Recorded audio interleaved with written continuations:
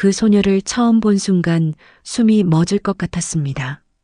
10년 전 헤어진 첫사랑과 너무 닮았거든요. 한지우는 맨해튼 번화가 한복판에서 발걸음을 멈췄어요. 약혼자 김유진과 함께 중요한 계약 미팅을 마치고 돌아가는 길, 갑자기 들려온 피아노 소리가 그를 사로잡았습니다. 센트럴파크 입구 근처 낡은 업라이트 피아노 앞에 작은 소녀가 앉아 있었어요. 9살 정도로 보이는 그 아이는 너무 큰 옷을 입고 있었고 작은 손가락으로 건반을 누르며 애쓰고 있었습니다. 하지만 연주는 엉성했고 음정도 자주 틀렸죠. 지나가던 사람들의 반응은 차가웠어요. 혀를 차며 빠르게 지나치거나 스마트폰으로 영상을 찍으며 비웃기까지 했습니다. 수군거림이 점점 커졌지만 소녀는 멈추지 않았어요. 떨리는 손가락으로 계속해서 건반을 눌렀습니다. 지훈의 가슴이 조였어요. 특히 그 아이의 옆모습이 10년 전 줄리어드 음대에서 만났던 민서연과 너무나 닮아 있었거든요. 같은 눈매, 같은 코끝, 심지어 집중할 때 살짝 내미는 입술까지. 지훈 씨, 우리 가요. 김유진이 지훈의 팔을 잡아당겼어요. 명품 핸드백을 꽉 쥔 그녀의 얼굴에는 불쾌한 기색이 역력했습니다. 왜 저런 애들한테 시간 낭비해요? 하지만 지훈은 움직일 수 없었어요. 소녀가 연주하려는 곡이 쇼팽의 빗방울 전주곡이라는 걸 알아챘거든요. 서연이 가장 좋아했던 곡이었어요. 10년 전 줄리어드 연습실에서 서연이 그에게 처음 들려준 바로 그 곡. 소녀의 연주는 서툴렀지만 그 안에는 뭔가 특별한 것이 있었어요. 기교는 부족했지만 감정은 충분했습니다. 마치 그 음악이 자신의 마음에서 흘러나오는 것처럼 진심을 담아 연주하고 있었어요. 한 10대 남학생이 소녀에게 다가와 조롱했어요. 친구들과 함께 킥킥거리며 웃었고 소녀의 얼굴이 빨갛게 달아올랐습니다. 그래도 아이는 아무 말도 하지 않고 연주를 계속했어요. 지훈의 주먹이 저절로 쥐어졌어요. 저 나이에 혼자 거리에서 피아노를 치고 있다는 건 분명 이유가 있을 텐데 사람들은 그런 건 생각하지 않고 있었어요. 지훈 씨, 정말 가요. 저런 애들 상대하면 우리만 손해예요. 유진의 목소리에는 차가운 현실감이 담겨 있었어요. 그녀에게 저 소녀는 그저 거슬리는 존재일 뿐이었습니다. 하지만 지훈은 더 이상 참을 수 없었어요. 소녀가 다시 연주를 시작했는데 이번에는 눈가에 눈물이 맺혀 있었거든요. 그래도 포기하지 않고 계속 건반을 누르는 모습이 너무나 안쓰럽고 동시에 너무나 익숙했어요. 마치 10년 전의 자신을 보는 것 같았어요. 어머니의 반대를 무릅쓰고 피아노를 치려 했던 그 절박했던 시절의 자신 말이에요. 지훈은 유진의 손을 뿌리치고 소녀에게 다가갔습니다. 그리고 주저없이 소녀 옆에 앉았어요. 소녀가 놀란 눈으로 그를 바라보았어요. 지훈은 미소를 지으며 건반에 손을 올렸습니다. 같이 해볼까? 그리고 마법이 시작됐어요. 지훈의 완벽한 반주가 소녀의 서툰 멜로디를 감쌌습니다. 갑자기 소녀의 연주가 빛나기 시작했어요. 단순한 멜로디가 지훈의 화성과 만나면서 아름다운 음악으로 변신했습니다. 지나가던 사람들의 발걸음이 하나둘 멈춰섰어요. 웅성거리던 소음이 점점 잠잠해졌습니다. 조롱하던 남학생들도 입을 다물고 들었어요. 소녀는 처음에는 긴장했지만 점점 자신감을 찾아갔어요. 지훈의 연주에 맞춰 자신만의 색깔을 더해갔습니다. 두 사람의 손가락이 건반 위에서 춤을 추는 동안 센트럴파크 입구는 작은 콘서트홀이 됐어요. 마지막 화음이 울려 퍼졌을 때 잠시 정적이 흘렀어요. 그리고 누군가 박수를 치기 시작했습니다. 곧 우레와 같은 박수 소리가 터져 나왔어요. 소녀는 믿을 수 없다는 듯이 지훈을 바라보았어요. 그 눈빛에서 지훈은 10년 전 서연의 모습을 다시 한번 확인할 수 있었습니다. 정말 잘했어.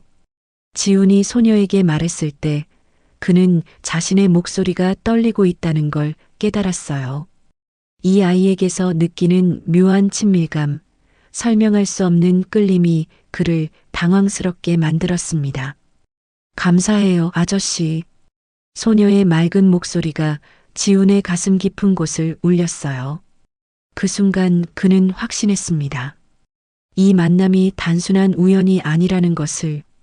하지만 뒤에서 들려온 유진의 차가운 목소리가 현실로 돌아오게 했어요. 이제 그만 가죠, 지훈 씨.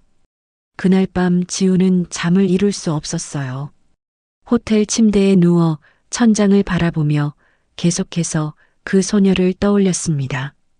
서연을 닮은 얼굴, 떨리는 작은 손가락, 그리고 무엇보다 함께 연주할 때 느꼈던 그 묘한 일체감이 머릿속을 맴돌았어요. 옆에서 자고 있는 유진을 힐끗 보았어요. 그녀는 저녁 내내 불쾌한 기색을 감추지 않았습니다. 지훈이 왜 저런 아이에게 신경을 쓰는지 이해할 수 없다는 표정이었죠.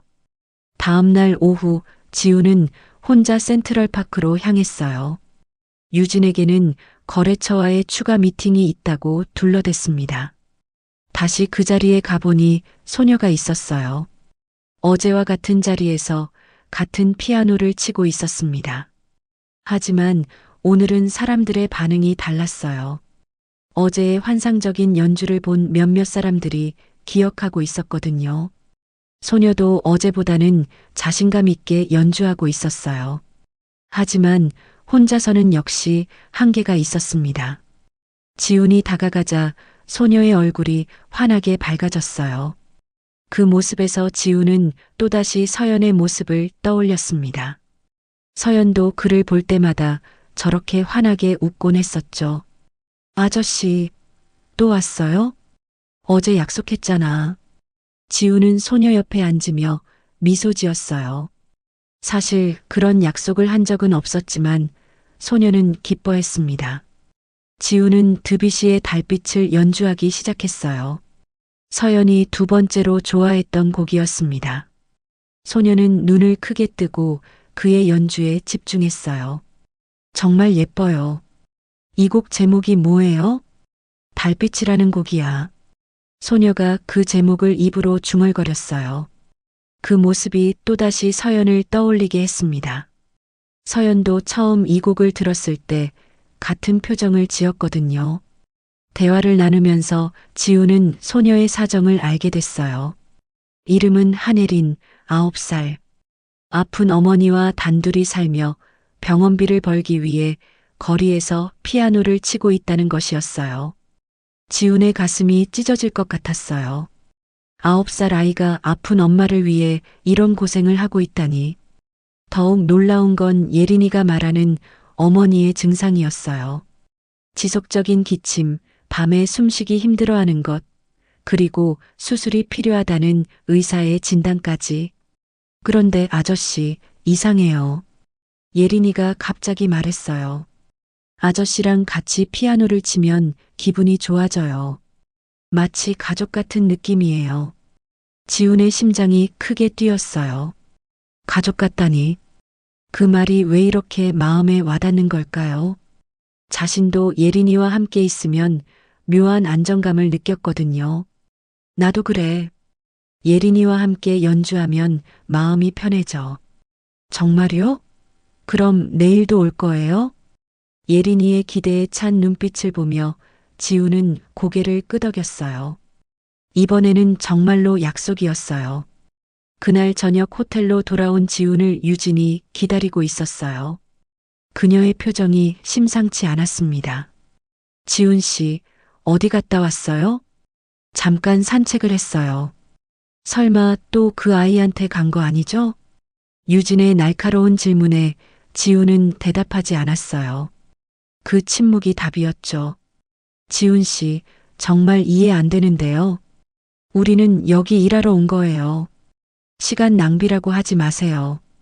지훈의 목소리에 경고의 뉘앙스가 담겼어요. 유진은 놀란 표정을 지었습니다. 유진에게는 이해할 수 없는 일이었어요. 그녀에게는 효율성과 합리성이 모든 것이었거든요. 감정적인 동기로 행동하는 지훈을 이해할 수 없었습니다. 그날 밤 지훈은 또다시 잠을 이루지 못했어요. 예린이의 말이 계속 머릿속을 맴돌았거든요. 마치 가족 같은 느낌이에요. 왜 자신도 같은 느낌이 드는 걸까요? 왜 그 아이를 보면 가슴이 따뜻해지는 걸까요? 그리고 무엇보다 왜 그 아이가 서연을 그렇게 많이 닮았을까요? 지훈은 창밖으로 뉴욕의 야경을 바라보며 묘한 예감에 휩싸였어요. 이 만남이 단순한 우연이 아닐지도 모른다는 그런 예감 말이에요. 사흘째 되는 날 지훈은 결심했어요. 그 소녀를 그냥 놔둘 수가 없었거든요. 매일 센트럴파크에서 만나 함께 피아노를 치면서 그는 이 아이에게 뭔가 특별한 의미가 있다는 확신이 들었습니다. 예린이의 이름이 한국 이름이라는 것도 신기했어요. 미국에 사는 한국계 아이들이 많으니까 특별할 건 없었지만 왠지 더 친근하게 느껴졌습니다. 예린아, 오늘은 집에 가서 엄마한테 인사드리고 싶어. 괜찮을까? 예린이의 눈이 커졌어요. 그리고 환하게 웃으며 대답했습니다. 정말요? 엄마가 정말 좋아하실 거예요. 예린이가 사는 곳은 맨해튼에서 조금 떨어진 낡은 아파트 단지였어요.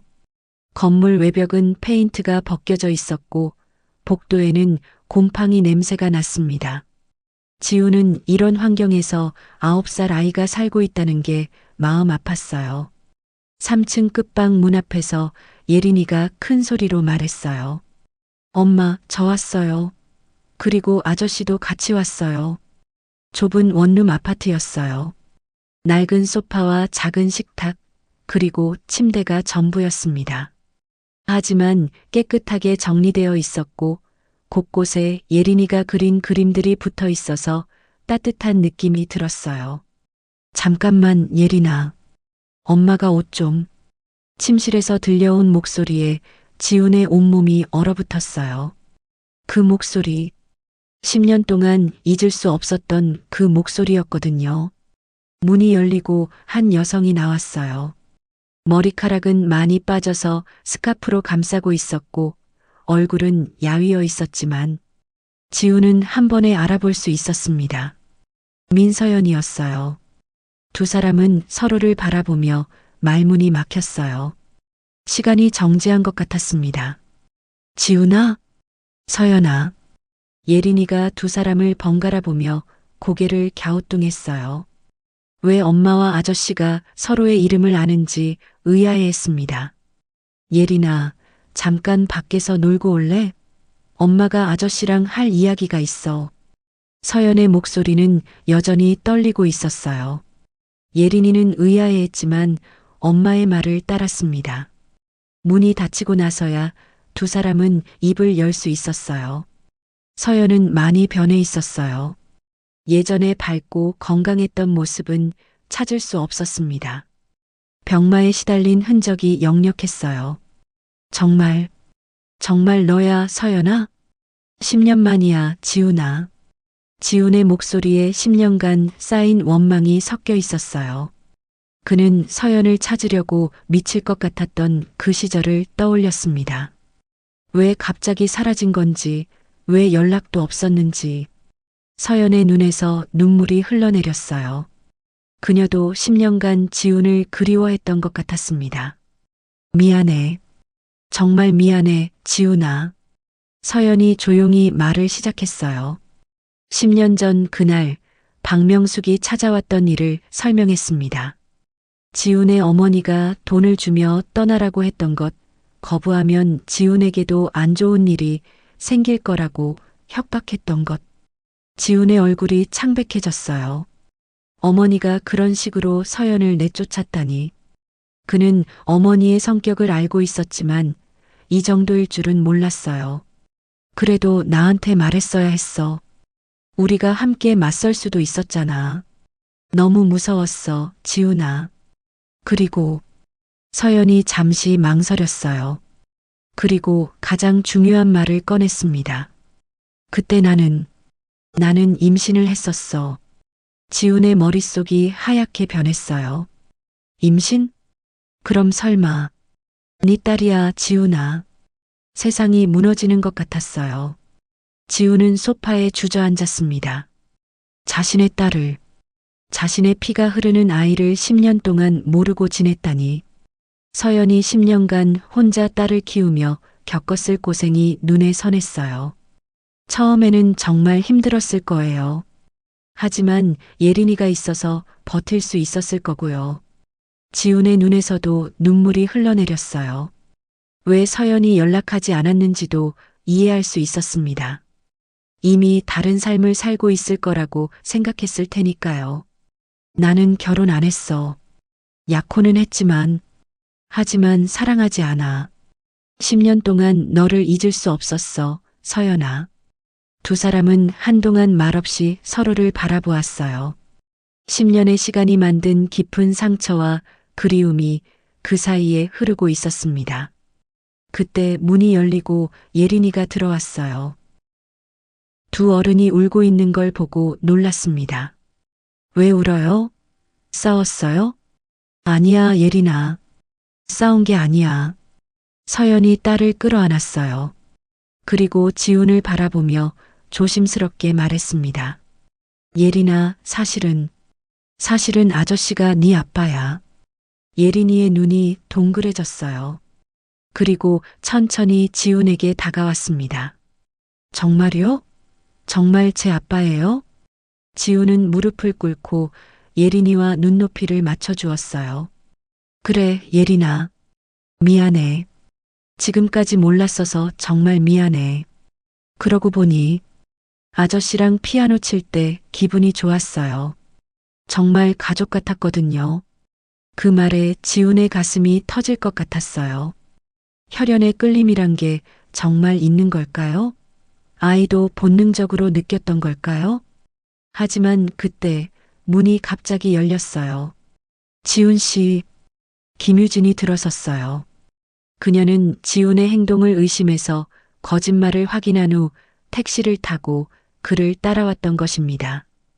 거래처 미팅이라고 했는데 그런 미팅은 없더군요. 유진의 얼굴은 분노로 일그러져 있었습니다. 그리고 상황을 파악하며 서연과 예린이를 의심스럽게 바라보았어요. 혹시 돈이 목적인 건 아니죠? 방 안의 공기가 얼어붙었어요. 유진의 날카로운 시선이 서연과 예린이를 훑어보았습니다. 그녀의 눈에는 의심과 경계심이 가득했어요. 낡은 아파트, 병에 시달린 여자, 그리고 초라한 아이. 모든 것이 그녀의 의심을 확신시켰습니다. 지훈 씨가 왜 이런 사람들한테 속는 거예요? 유진의 차가운 말에 서연의 얼굴이 창백해졌어요. 예린이는 무서워하며 엄마 뒤로 숨었습니다. 지훈이 단호하게 말했어요.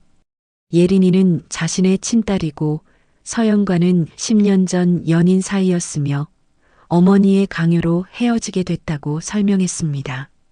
그때 서연이 임신한 줄 몰랐다고도 했죠. 유진의 얼굴이 일그러졌어요.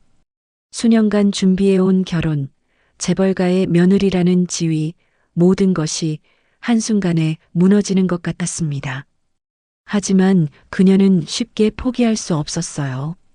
알겠어요. 오늘은 이만 가죠. 유진이 차갑게 말하며 나갔어요. 그녀의 눈에는 위험한 빛이 서려 있었습니다. 다음 날 오후 지훈은 중요한 계약 관련 업무 때문에 호텔로 돌아가야 했어요. 서연과 예린이에게 몇 시간 후에 다시 오겠다고 약속하고 떠났습니다. 지훈이 떠나고 1시간 후 문을 두드리는 소리가 들렸어요. 서연이 문을 열자 유진이 차가운 표정으로 서 있었습니다. 직접 이야기하고 싶어서 왔어요. 유진은 서연과 예린이를 번갈아 보며 냉소적인 미소를 지었어요. 그리고 본색을 드러내기 시작했습니다. 지훈이 재벌이라는 걸 알고 접근한 거 아니냐며 의심했고 서연이 부인하자 더욱 공격적이 됐어요. 10년 전 헤어진 첫사랑이 우연히 다시 만났다고요? 유진의 목소리가 점점 날카로워졌어요. 예린이가 무서워하며 작은 목소리로 물었습니다. 아줌마, 왜 화내요? 그때 유진이 예린이를 내려다보며 잔인한 말을 내뱉었어요. 너 같은 가난한 집 아이가 감히 재벌 아빠를 꿈꾸다니? 예린이의 눈이 커졌어요. 그 어린 나이에도 자신이 무시당하고 있다는 걸 알 수 있었습니다. 저는 그냥 아빠가 생겨서 기뻤어요. 기뻐? 당신들 때문에 지훈 씨 인생이 망가지는 거 몰라? 유진의 목소리가 더욱 독해졌어요. 지훈은 한국에서 가장 큰 회사를 물려받을 사람인데 사생아 하나 때문에 모든 걸 잃을 수도 있다고 말했습니다. 서연이 예린이를 더 꽉 안으며 소리쳤어요. 제발 딸한테 그런 말 하지 말라고 했지만 유진은 멈추지 않았어요. 딸, 사생아 주제에 무슨 딸이야? 유진의 말에 예린이의 눈에서 눈물이 떨어졌어요. 아이는 떨리는 목소리로 물었습니다. 엄마, 사생아가 뭐예요? 나쁜 건가요? 서연의 가슴이 찢어졌어요. 자신의 딸이 이런 말을 들어야 한다니. 그녀는 예린이가 소중한 아이라고 아빠도 엄마도 널 사랑한다고 말했지만 유진은 계속해서 독한 말을 퍼부었어요. 이 아이는 평생 사생아라는 딱지를 달고 살아야 한다고 아무리 아빠가 부자라도 정식 부인의 자식이 아닌 이상 인정받을 수 없다고 말했습니다. 나가세요. 지금 당장 나가세요. 서연이 문을 가리키며 소리쳤어요. 유진은 만족스러운 표정을 지으며 나갔습니다. 자신이 원하는 효과를 얻었다고 생각했거든요. 유진이 나가고 나서 예린이는 엄마 품에서 계속 울었어요. 자신이 정말 나쁜 아이인지 아빠한테 피해를 주는 건지 물었습니다. 서연은 절대 그렇지 않다고 넌 세상에서 가장 소중한 아이라고 달랬지만 마음 한편으로는 복잡했어요. 유진의 말이 완전히 틀린 건 아니었거든요. 지훈이 자신들 때문에 어려움을 겪을 수도 있었어요. 2시간 후 지훈이 돌아왔어요. 평소와 달리 예린이가 뛰어나오지 않는 걸 보고 이상하게 여겼습니다.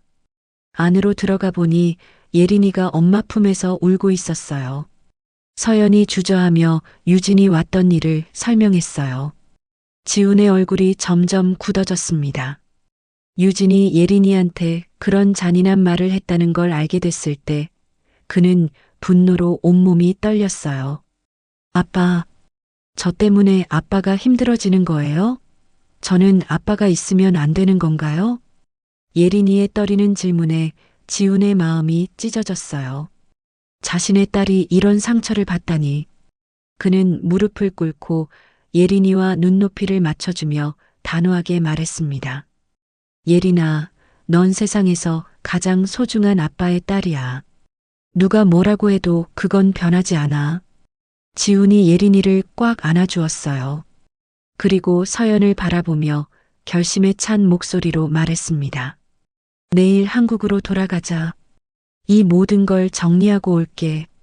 지훈의 눈에는 결연한 의지가 서려 있었어요. 어머니와 유진, 그리고 모든 사람들한테 분명히 말할 거라고 했습니다.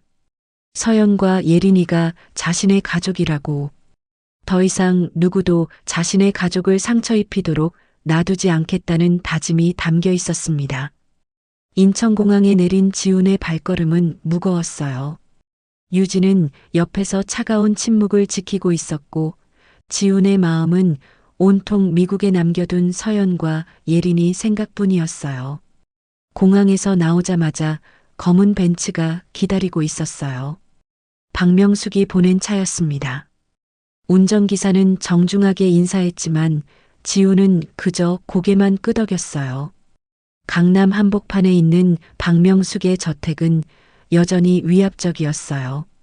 높은 담장과 경비실, 그리고 완벽하게 관리된 정원까지 모든 것이 권력과 부를 상징하고 있었습니다. 어머니가 기다리고 계셔요.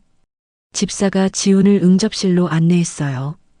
박명숙은 완벽한 자세로 앉아 있었습니다. 70대 후반의 나이에도 불구하고 그녀에게서 나오는 위압감은 여전했어요. 돌아왔구나. 박명숙의 목소리는 차갑고 계산적이었어요. 그녀는 이미 모든 것을 알고 있는 것 같았습니다. 네, 어머니. 유진 양한테서 들었다. 미국에서 재미있는 일들이 있었다면서? 지훈의 표정이 굳어졌어요. 유진이 벌써 박명숙에게 모든 걸 말한 것 같았습니다. 그 여자가 또 나타났다고 하던데? 박명숙이 서연을 그 여자라고 부르는 것에 지훈의 분노가 치솟았어요. 하지만 그는 일단 참았습니다. 민서연 씨 말씀이시라면 맞습니다. 그리고 아이도 있다고? 제 딸입니다. 지훈의 단호한 대답에 박명숙의 눈이 차갑게 빛났어요. 그녀는 이미 예상했던 일이라는 듯 전혀 놀라지 않았습니다. 10년 전에 내가 왜 그 여자를 내쫓았는지 알고 있지? 알고 있습니다. 하지만 이제는 상황이 다릅니다. 박명숙이 천천히 일어났어요. 작은 키에도 불구하고 그녀의 존재감은 방 전체를 지배했습니다. 상황이 다르다고? 네가 우리 회사를 물려받을 후계자라는 건 변하지 않았어. 그런 네가 사생활을 인정한다고? 사생활하고 하지 마세요. 지훈의 목소리가 날카로워졌어요. 박명숙은 아들의 변화를 느꼈습니다. 예전의 순종적인 지훈이 아니었어요. 지훈아, 정신 차려라. 네가 감정에 휩쓸려서 판단하고 있는 거야. 감정이 아닙니다. 이건 제 인생에서 가장 중요한 결정이에요. 박명숙의 표정이 더욱 차갑게 변했어요. 그녀는 지금까지 지훈을 완벽하게 통제해 왔는데 처음으로 반항을 하고 있었습니다. 그럼 유진 양과의 약혼은 어떻게 할 거야? 김 회장님께서 얼마나 기대하고 계신지 알고 있지? 약혼은 파기하겠습니다. 지훈의 단호한 말에 박명숙이 벌떡 일어났어요. 유진도 창백한 얼굴로 지훈을 바라보았습니다. 지훈 씨, 다시 한번 생각해 보세요. 유진이 떨리는 목소리로 말했어요. 하지만 지훈의 마음은 이미 정해져 있었습니다. 미안해요, 유진 씨. 하지만 제가 사랑하는 사람은 따로 있어요. 박명숙이 지팡이로 바닥을 세게 쳤어요. 그 소리가 조용한 응접실에 크게 울려 퍼졌습니다. 네가 지금 뭘 하는지 알고 있니? 우리 가문의 명예를, 회사의 미래를 망치고 있어. 어머니가 10년 전에 하신 일이야말로 우리 가문의 명예를 더럽힌 거예요. 지훈이 처음으로 어머니에게 대들었어요. 박명숙은 충격을 받은 듯 했습니다.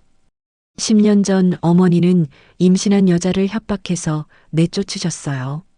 제가 사랑하는 여자를, 제 아이의 어머니를 말이에요. 그건 가문을 위해서였어. 박명숙의 목소리가 처음으로 흔들렸어요. 그녀도 자신이 한 일이 옳지 않았다는 걸 알고 있었습니다. 가문을 위해서라고요? 어머니가 한 일 때문에 제 딸은 10년 동안 아버지 없이 자라야 했어요. 서연이는 혼자서 아픈 몸으로 아이를 키워야 했고요. 지훈의 목소리에 감정이 섞이기 시작했어요. 예린이가 유진에게 상처받았던 모습, 서연이 병마와 싸우며 혼자 딸을 키워온 모습이 떠올랐습니다. 그 아이는 제가 세상에서 가장 사랑하는 딸이에요. 그리고 서연이는 제가 평생 사랑할 여자고요. 박명숙은 할 말을 잃었어요. 지훈의 눈에서 흘러내리는 눈물을 보며 그녀는 자신이 아들에게서 얼마나 소중한 것을 빼앗았는지 깨달았습니다. 어머니, 저는 더 이상 어머니의 꼭두각시가 되어 살지 않을 거예요. 제 인생은 제가 결정하겠습니다. 지훈이 자리에서 일어났어요. 그리고 유진을 바라보며 마지막 인사를 했습니다. 유진 씨, 정말 미안해요. 하지만 저는 제 가족과 함께 살겠어요. 유진의 눈에서 눈물이 흘러내렸어요. 하지만 그녀는 아무 말도 할 수 없었습니다. 지훈의 마음이 이미 완전히 돌아섰다는 걸 알 수 있었거든요. 지훈이 응접실을 나가려 할 때 박명숙이 마지막으로 말했어요. 지훈아, 네가 정말 후회하지 않을 거라고 확신하니? 지훈이 문간에서 돌아보며 대답했어요. 네, 어머니. 이번에는 확신합니다. 제가 정말 소중한 것이 무엇인지 이제 알거든요. 그리고 그는 저택을 나섰어요. 더 이상 돌아보지 않았습니다. 그의 마음은 이미 미국에 서연과 예린이에게 가 있었거든요. 그날 밤 지우는 혼자 한강을 걸었어요. 서울의 야경이 아름다웠지만 그의 마음은 복잡했습니다. 어머니와의 관계는 회복하기 어려울 것 같았고 회사에서도 큰 파장이 일 것 같았어요. 하지만 후회는 없었어요. 예린이의 맑은 웃음소리, 서연과 함께했던 따뜻한 시간들을 떠올리면 모든 것을 잃더라도 괜찮다는 생각이 들었습니다. 지우는 휴대폰을 꺼내 서연에게 메시지를 보냈어요. 모든 게 정리됐어. 곧 돌아갈게. 사랑해. 3개월 후 인천공항 출국장. 지우는 가벼운 마음으로 탑승구를 향해 걸어갔어요. 뒤돌아볼 것은 아무것도 없었습니다. 회사는 전문 경영진에게 맡겼고 어머니와는 최소한의 연락만 유지하고 있었어요. 박명숙은 처음에 분노했지만 시간이 지나면서 조금씩 변화하고 있었습니다. 지훈이 보낸 예린이의 피아노 연주 영상을 보고 나서는 더욱 그랬어요. 손녀의 재능에 놀라면서도 한편으로는 자신이 10년간 놓친 것들에 대한 아쉬움을 느끼고 있었죠. 비행기에서 지우는 창밖을 바라보며 미소 지었어요. 이제 정말로 자유로웠습니다. 돈과 권력에 얽매이지 않고 사랑하는 사람들과 함께 살 수 있게 됐거든요. 뉴욕에 도착한 지훈을 서연과 예린이가 기다리고 있었어요. 예린이는 아빠를 보자마자 달려와 안겼습니다. 아빠, 보고 싶었어요. 지훈이 딸을 꽉 안아주었어요. 3개월 동안 영상통화로만 볼 수 있었던 예린이가 한층 더 자란 것 같았습니다. 나도 정말 보고 싶었어, 예린아. 서연도 지훈에게 다가왔어요. 그녀의 건강은 많이 나아진 상태였습니다. 지훈이 보낸 치료비로 제대로 된 수술을 받을 수 있었거든요. 모든 게 잘 해결됐어? 응. 이제 정말 자유야. 지훈이 서연의 손을 잡으며 말했어요. 10년간의 기다림이 끝난 것 같았습니다. 그들이 선택한 새로운 집은 맨해튼에서 조금 떨어진 조용한 동네에 있었어요. 큰 집은 아니었지만 정원이 있고 예린이가 마음껏 피아노를 칠 수 있는 방이 있었습니다. 와, 정말 예뻐요. 예린이가 새 집을 둘러보며 감탄했어요. 특히 자신만의 피아노 방을 보고는 눈을 반짝였습니다. 이제 매일 여기서 연습할 수 있는 거예요? 그럼 예린아, 아빠가 매일 가르쳐 줄게. 지훈도 오랜만에 피아노 앞에 앉았어요. 어머니의 반대로 포기했던 음악이었지만 이제는 딸과 함께 마음껏 즐길 수 있었습니다. 아빠, 이 곡 가르쳐 주세요. 예린이가 악보를 가져왔어요. 쇼팽의 빗방울 전주곡이었습니다. 지훈과 서연이 처음 만났을 때 연주했던 곡이기도 했죠. 이 곡은 특별한 곡이야, 예린아. 아빠가 엄마를 처음 만났을 때 연주했던 곡이거든. 지훈이 피아노를 치기 시작했어요. 10년 전 줄리어드 연습실에서의 그 순간이 떠올랐습니다. 서연이 처음 이 곡을 듣고 감동했던 모습, 그리고 두 사람이 사랑에 빠졌던 순간들. 우와, 정말 아름다워요. 예린이가 아빠의 연주에 푹 빠져 있었어요. 서연도 옆에서 행복한 미소를 지으며 듣고 있었습니다. 이제 예린이가 해볼까? 지훈이 딸에게 자리를 양보했어요. 예린이는 처음에는 서툴렀지만 아빠의 지도를 받으며 점점 나아졌습니다. 역시 타고난 재능이 있었어요. 엄마도 같이 해요. 예린이가 서연을 불렀어요. 서연은 오랫동안 피아노를 치지 않았지만 예린이의 부탁을 거절할 수 없었습니다. 세 사람이 함께 연주하기 시작했어요. 지훈의 베이스 라인, 서연의 멜로디, 그리고 예린이의 하이라이트가 어우러져 아름다운 하모니를 만들어냈습니다. 그 순간 지훈은 깨달았어요. 이것이 진정한 성공이라는 것을. 돈이나 권력이 아니라 사랑하는 사람들과 함께하는 이 순간이 인생에서 가장 소중한 것이라는 걸. 6개월 후 예린이는 현지 음악학교에서 최우수상을 받았어요. 그 수상식에 지훈과 서연이 함께 참석했습니다. 다음은 한혜린 양의 연주입니다. 사회자의 소개에 예린이가 무대에 올랐어요. 그녀가 연주한 곡은 드뷔시의 달빛이었습니다. 아빠가 가르쳐준 두 번째 곡이었죠. 예린이의 연주는 완벽했어요. 기교도 뛰어났지만 무엇보다 음악에 담긴 감정이 깊었습니다. 객석에 있던 사람들이 모두 감동했어요. 연주가 끝나고 예린이가 객석을 바라보며 말했어요. 이 연주를 사랑하는 아빠와 엄마에게 바쳐요. 그리고 저를 이곳까지 이끌어준 모든 분들께 감사해요. 지훈과 서연의 눈에서 자랑스러운 눈물이 흘러내렸어요. 그들의 딸이 이렇게 훌륭하게 자라고 있다는 게 믿어지지 않았습니다. 수상식이 끝난 후 가족들은 함께 저녁을 먹으러 갔어요. 예린이는 신이 나서 계속 이야기했고 지훈과 서연은 행복한 미소로 딸을 바라보았습니다. 아빠, 엄마 사랑해요. 예린이가 갑자기 진지하게 말했어요. 저도 처음에는 아빠가 없어서 외로웠어요. 다른 친구들은 모두 아빠가 있는데 저만 없어서 슬펐거든요. 지훈의 가슴이 아팠어요. 자신이 없었던 시간 동안 딸이 겪었을 외로움을 생각하니 미안했습니다. 하지만 이제는 정말 행복해요. 아빠도 있고 엄마도 건강해지셨고 우리가 모두 함께 있으니까요. 우리도 정말 행복해, 예린아. 서연이 딸의 손을 잡으며 말했어요. 그리고 이제부터는 절대로 헤어지지 않을 거야.